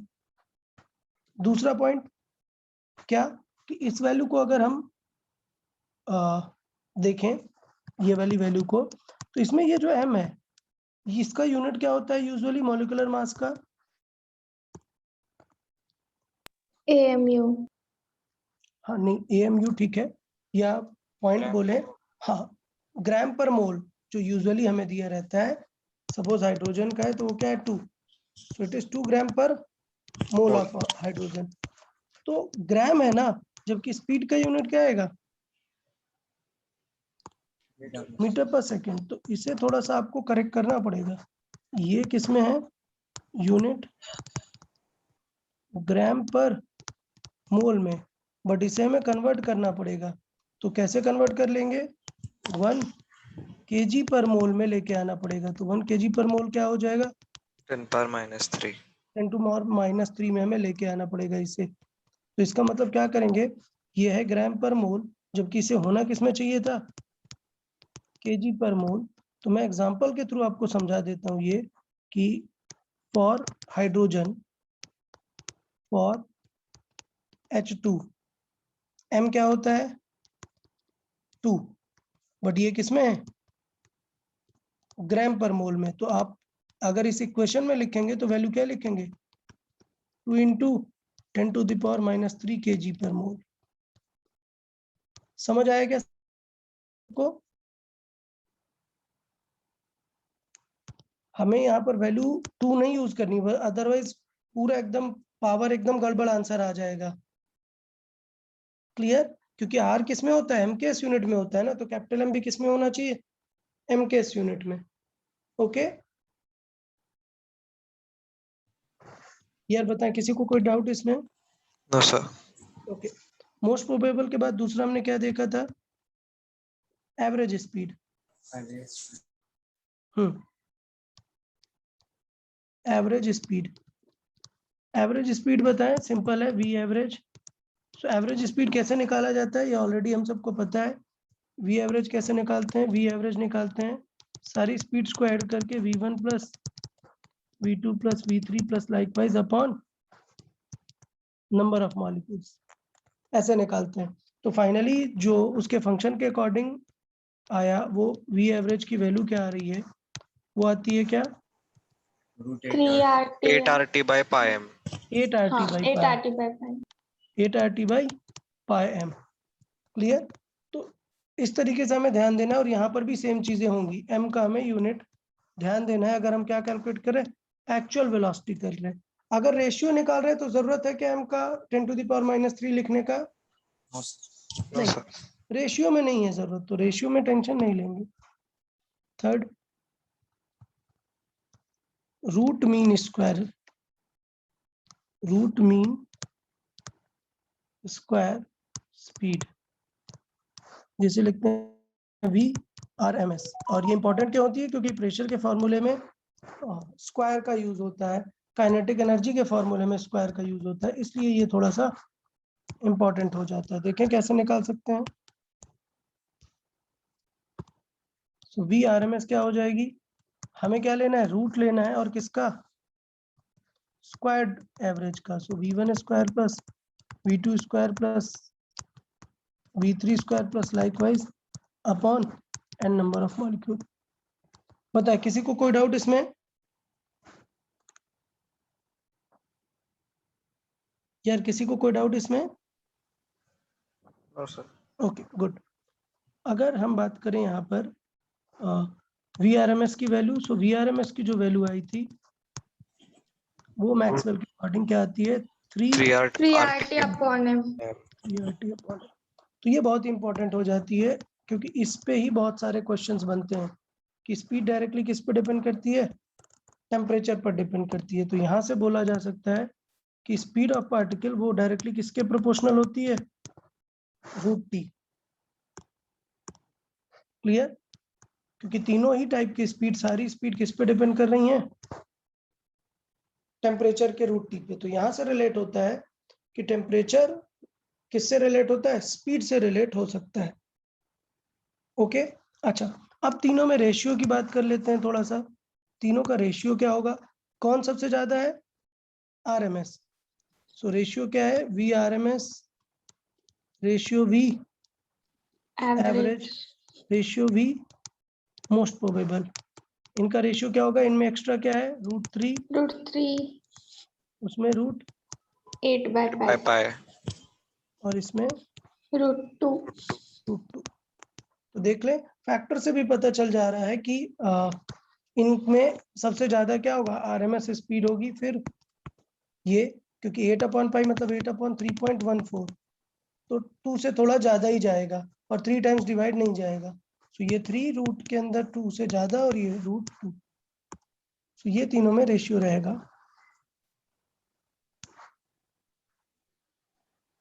बताएं RMS स्पीड में यहाँ तक किसी को कोई डाउट? अभी क्या होता है, क्वेश्चन कभी पूछ लिया जाता है जो कि हम आगे वाले नेक्स्ट चैप्टर में पढ़ेंगे, क्या, स्पीड ऑफ साउंड में। सो थोड़ा सा यहाँ पर मैं, बिकॉज क्वेश्चन बीच में मिल जाता है इसलिए यहाँ पे ऐड कर देता हूँ, speed of sound in air और in any gas, in any gas. कैसे लिखते हैं speed of sound in any gas? देखें, तो स्पीड ऑफ साउंड का फॉर्मूला है, v क्या है, साउंड की स्पीड है, वो होता है root gamma RT by M. Gamma आप ऑलरेडी जानते हैं, CP बाई CV। तो ये समझ गए फॉर्मूला मैंने क्यों बताया, जिससे क्या पता चल जाए VRMS किसकी स्पीड है, उस गैस के मॉलिक्यूल की स्पीड है, और वो उसमें साउंड की स्पीड से कैसे रिलेटेड है, ये हम यहाँ से देख सकते हैं। तो इसका मतलब V साउंड क्या हो जाएगी, VRMS कितनी होती है, √3RT बाई एम। तो अगर हम दोनों को डिवाइड कर देंगे तो क्या कैंसिल आउट होगा, √RT by M cancel out, क्या आ जाएगा, root gamma by 3 into VRMS। Because question कहीं पे बीच बीच में आ जाते हैं, इसलिए मैंने यहाँ पे आपको रिलेट करा दिया। क्या, स्पीड ऑफ साउंड कैसे लिखते हैं, याद रहेगा स्पीड ऑफ साउंड का फॉर्मूला,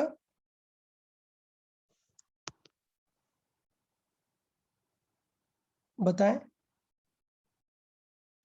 यस सर। हाँ, सिर्फ उस गैस का हमें क्या निकालना होगा, गामा। और पता है काम की बात, क्यों मैक्सवेल को इतना इंपॉर्टेंस मिलता है, क्योंकि मैक्सवेल ने बहुत इंपॉर्टेंट चीजें निकाली। न्यूटन ने पता है साउंड की स्पीड का फॉर्मूला क्या दिया था, √RT बाई एम। तो ये तो गलत है ना। सो मैक्सवेल ने प्रॉपर कर्व और प्रॉपर वेलोसिटीज को निकाला, ये बढ़िया बात थी। उसके बाद किस साइंटिस्ट ने गैमा इंप्रूव किया, साइंटिस्ट का नेम था लैप्लास। इन्होंने न्यूटन ने जो स्पीड का फॉर्मूला निकाला था उसे एकदम इनकरेक्ट प्रूव किया और बताया कि वहां पर गैमा होना चाहिए। वो हम नेक्स्ट चैप्टर में डिस्कस करेंगे। तो यहाँ तक यार हमने स्पीड्स का डिस्कशन किया। बताएं किसी को कोई डाउट क्या ऑल 3 स्पीड्स में?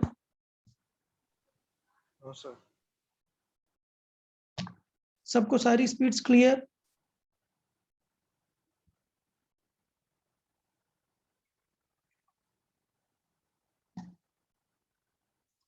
ओके, तो अगर हमने स्पीड देख लिया तो नेक्स्ट पॉइंट रहेगा हमारा क्या, एनर्जी। गैस की एनर्जी के बारे में बात करेंगे। देखें,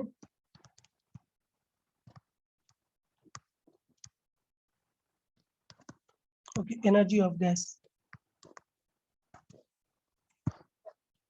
और बोल सकते हैं क्या, इंटरनल एनर्जी। यहाँ पे टर्म यूज कर सकते हैं क्या, इंटरनल एनर्जी।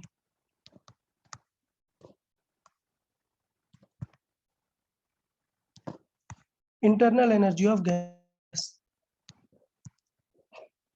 देखें, इंटरनल एनर्जी मतलब दो टाइप की एनर्जी आएंगी, क्या, पोटेंशियल एनर्जी और काइनेटिक एनर्जी। तो पहले देख लेते हैं कौन सी एनर्जी, काइनेटिक एनर्जी। तो मुझे लगता है काइनेटिक एनर्जी बहुत ही सिंपल अभी हो जाएगा। अभी तो हमें समझ में आ गया है कि काइनेटिक एनर्जी कैसे निकालना है। काइनेटिक एनर्जी मतलब कैसे निकालना होगा, काइनेटिक एनर्जी मतलब हाफ mv²। mv²। ठीक, बट क्या ये गैस की काइनेटिक एनर्जी है? नहीं, ये किसकी काइनेटिक एनर्जी है? मॉलिक्यूल। एक मॉलिक्यूल की काइनेटिक एनर्जी है। तो हम काइनेटिक एनर्जी का जब फॉर्मूला डिराइव करते हैं तो हम पिक करते हैं किसे, प्रेशर को। प्रेशर से हम आराम से डिस्कस करना चाहते हैं। तो प्रेशर का फॉर्मूला क्या था, 1/3 रो V² का एवरेज। यहां तक सबको क्लियर है ये? ठीक, अब हमें क्या चाहिए, गैस का ये चाहिए हमें काइनेटिक एनर्जी गैस की। बट ये तो एवरेज स्पीड है ना, ये किसी एक मॉलिक्यूल की स्पीड नहीं, ये क्या है, उसकी टोटल की एवरेज स्पीड। तो इसे कन्वर्ट करते हैं पहले 1/3 डेंसिटी को क्या लिख सकते हैं, मास और वॉल्यूम। यहाँ क्लियर है यहाँ तक? हमें क्या एक्स्ट्रा चाहिए, हमें हाफ चाहिए ना, हाफ mv² टाइप का चाहिए। हमें क्या चाहिए, हाफ mv² टाइप चाहिए। तो इसका मतलब क्या हो जाएगा, दोनों तरफ हम क्या मल्टीप्लाई कर दें, 1/2। हाँ, 2 का मल्टीप्लाई 2 का डिवाइड। तो या फिर दोनों तो ये टोटल क्या हो जाएगा, 1/2 को अलग कर लेते हैं और 2/3 अलग हो जाएगा। तो ये क्या हो जाएगा, 2/3 v, ये अलग हो गया, 1/2 मास इंटू एवरेज स्पीड, ठीक है, स्क्वायर्ड स्पीड का एवरेज। तो इसका मतलब ये हुआ कि इसे मैं लिख सकता हूँ क्या, 1/2 into mass into v squares का एवरेज इज इक्वल टू कितना हो जाएगा, ये 3/2 PV। और गैस इक्वेशन से देखो तो PV को क्या लिख सकते हैं हम, NRT. nRT। तो इसे nRT भी लिख सकते हैं।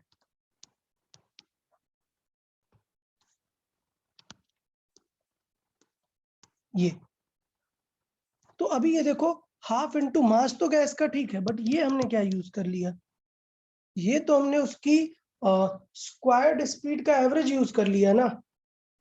तो इसका मतलब हमारे पास जो काइनेटिक एनर्जी आ रही है वो क्या ऐसे डायरेक्टली गैस की निकाल सकते हैं क्या हम, नहीं। देखें हम क्या निकालेंगे, अब एवरेज काइनेटिक एनर्जी निकालेंगे। तो देखें हम यहाँ पर क्या निकालेंगे, एवरेज काइनेटिक एनर्जी, क्या एवरेज काइनेटिक एनर्जी, बताएं एवरेज काइनेटिक एनर्जी क्या हो जाएगी, kinetic energy of all molecules summation of kinetic energy of all molecules upon n। कोई डाउट इसमें किसी को, एवरेज काइनेटिक एनर्जी कैसे निकालेंगे, ये सबको समझ आया, सारे मॉलिक्यूल की काइनेटिक एनर्जी ऐड करेंगे। तो सोचो जब आप सारे मॉलिक्यूल की काइनेटिक एनर्जी ऐसे ऐड करोगे, m तो सबका क्या है, सेम है ना, m सबका क्या है, सेम। तो m तो कॉमन आ जाएगा ना।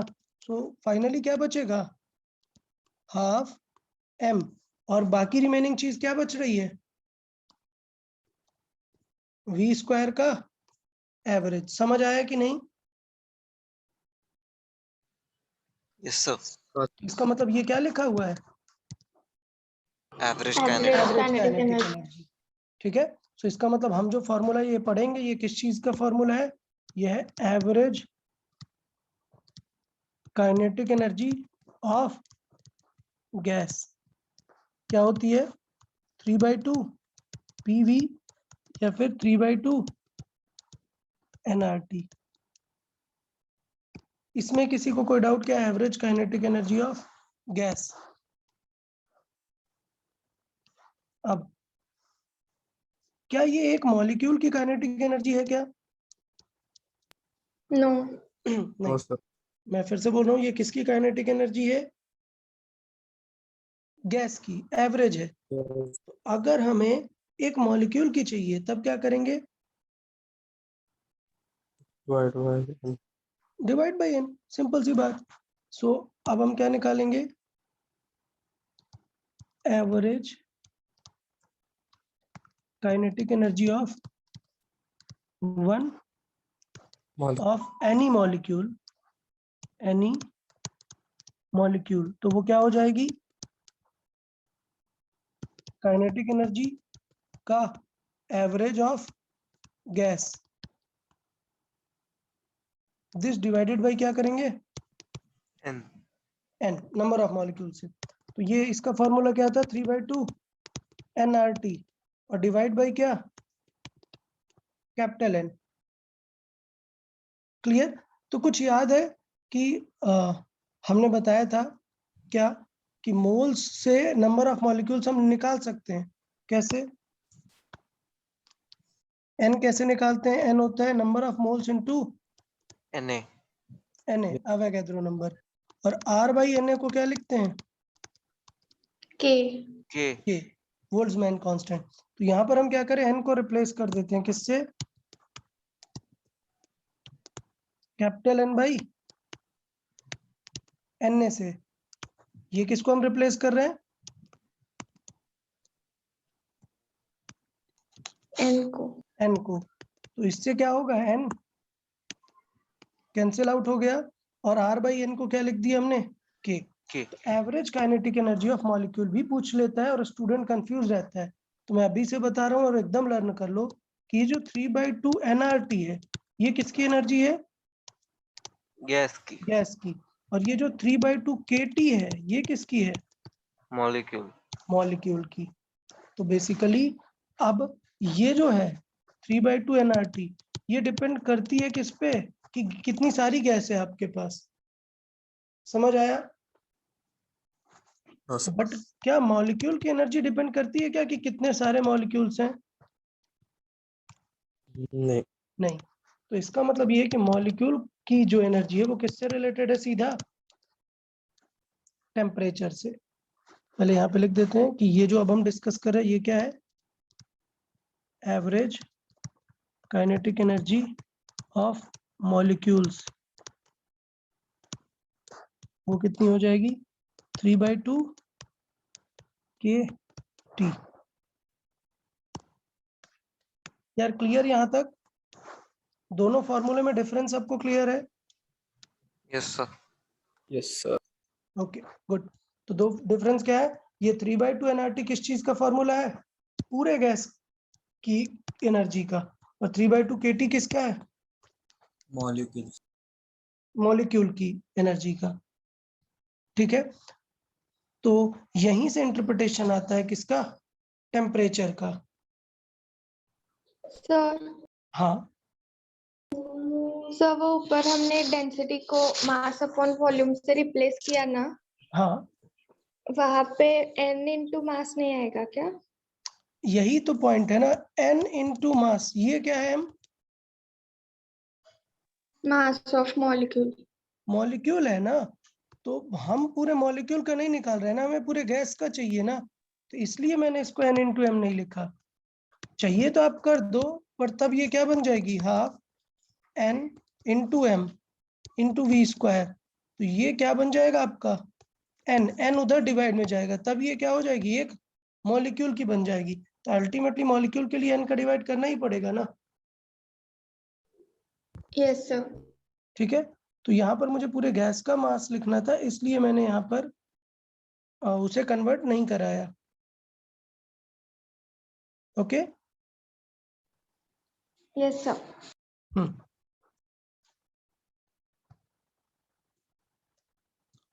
ओके, तो ये दोनों फॉर्मूले क्लियर है। अब इस पे ही पॉइंट ये आ रहा है कि एवरेज काइनेटिक एनर्जी किसके प्रोपोर्शनल है? टेम्परेचर के। किसके? Average kinetic energy of molecule is proportional to its temperature. और इसी चीज को हम क्या बोलते हैं कि टेम्परेचर इज इन रियल वो क्या है? किसी भी गैस के किस चीज को रिप्रेजेंट करता है? वो काइनेटिक एनर्जी को रिप्रेजेंट करता है टेम्परेचर। ओके, तो इस टर्म को अपन क्या बोलते हैं? Kinetic interpretation of temperature. मतलब टेम्परेचर क्या है? काइनेटिक एनर्जी ऑफ मॉलिक्यूल्स को रिप्रेजेंट करता है। यार ये टर्म क्लियर है? इसे हम क्या बोलते हैं? इसे मैं लिख देता हूँ, एक मिनट। इसे हम बोलते हैं क्या? Kinetic interpretation of temperature. Word में लिखने की जरूरत है क्या? ये समझ में आ गया कि क्या है ये एग्जैक्टली?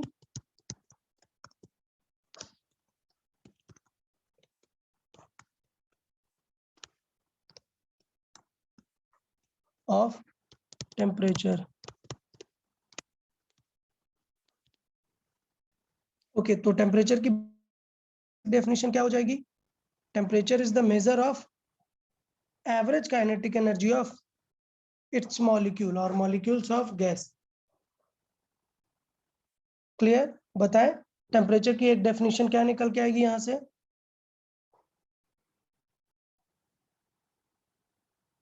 बताएं।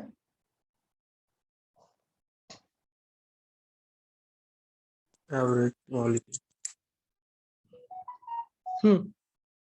ये क्या हो जाएगा? थोड़ा और प्रॉपर बताएं। Temperature is the measure of, average kinetic energy of molecule. हाँ, temperature is the measure of average kinetic energy of molecules. तो इसके बाद लास्ट क्या बचा हमारा? Potential energy, potential energy.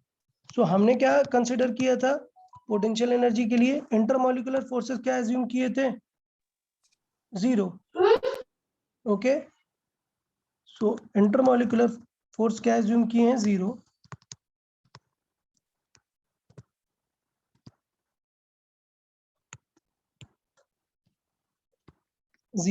तो इसलिए उसकी पोटेंशियल एनर्जी क्या कंसिडर की जाएगी? 0। 0। तो इसका मतलब अगर हम गैस की टोटल इंटरनल एनर्जी की बात करेंगे, क्या?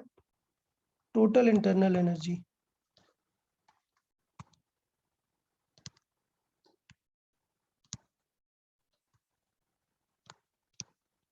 टोटल इंटरनल एनर्जी, तो वो क्या हो जाएगी? Total energy kinetic energy. Will be yes potential energy plus kinetic energy, तो वो डायरेक्टली किसके इक्वल हो जाएगी? काइनेटिक एनर्जी के। सो डायरेक्टली एनर्जी को ऐसे काइनेटिक एनर्जी से रिलेट कर सकते हैं। तो इसका मतलब ई को क्या लिख सकते हैं? 3/2 PV या फिर 3/2 एनआरटी। nRT। ये पूरी गैस की बात हो रही है। तो यहाँ से कभी कभी पूछ लेता है कि टोटल एनर्जी से T कैसे रिलेटेड है, तो क्या हो जाएगा? 2E/3NR। क्लियर? तो यहाँ से हम रिलेट कर सकते हैं, तो इसमें कुछ बड़ी बात नहीं है, ये अपन कर लेंगे। तो बता, यहाँ तक एनर्जी तक क्लियर हुआ? एनर्जी फिर से एक बार समझ लेते हैं सारी चीजें, देखें। तो इंटरनल एनर्जी ऑफ गैसेस की हमने बात करनी थी, तो हमने उसमें क्या क्या देखा? हमने 2 टाइप की एनर्जी देखी, क्या? एक काइनेटिक और एक पोटेंशियल। पोटेंशियल एनर्जी होती है इंटरमॉलिक्यूलर फोर्सेस की वजह से, और वो हमने क्या कंसिडर किए हुए हैं? 0। तो वो क्या रह गया? 0। ठीक, ओके। अब पॉइंट ये हुआ कि काइनेटिक एनर्जी की बात आई, तो हमने उसे फॉर्मूला ब्रेक किया कि प्रेशर का फॉर्मूला ये होता है, और उसे हमने मास अपॉन वॉल्यूम लिखा डेंसिटी को, और 2 का मल्टीप्लाई और डिवाइड किया, जिससे 12 mv² टाइप का हमारा फॉर्मूला बन जाए। ठीक, और फिर हमने निकाला कि average kinetic energy of gas कैसे निकाल सकते हैं। तो हमने सारे मॉलिक्यूल्स की एनर्जी निकाली, डिवाइड बाई n कर दी, तो ये क्या आ गई? एक सेकेंड, सारे मॉलिक्यूल्स की डिवाइड बाई n कर दी, तो वो क्या आ जाएगी? वो तो सिंगल मॉलिक्यूल की आ जाएगी। एक सेकेंड रुके, ऑल मॉलिक्यूल्स की ऐड करके अगर हमने n का डिवाइड कर दिया, तो वो किसकी आ जाएगी? 1 मॉलिक्यूल की आ जाएगी। Average kinetic energy of molecule. तो एक मिनट, कुछ मिस किया क्या हमने यहाँ पर?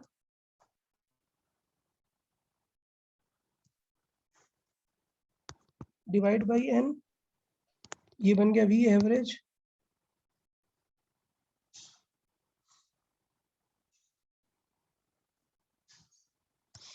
ओके ओके, यहाँ पे थोड़ा सा पॉइंट है। ये क्या है? ये m क्या है? Mass of molecule. मॉलिक्यूल। जबकि यहाँ पे m क्या है? पूरे गैस का मॉलिक्यूल।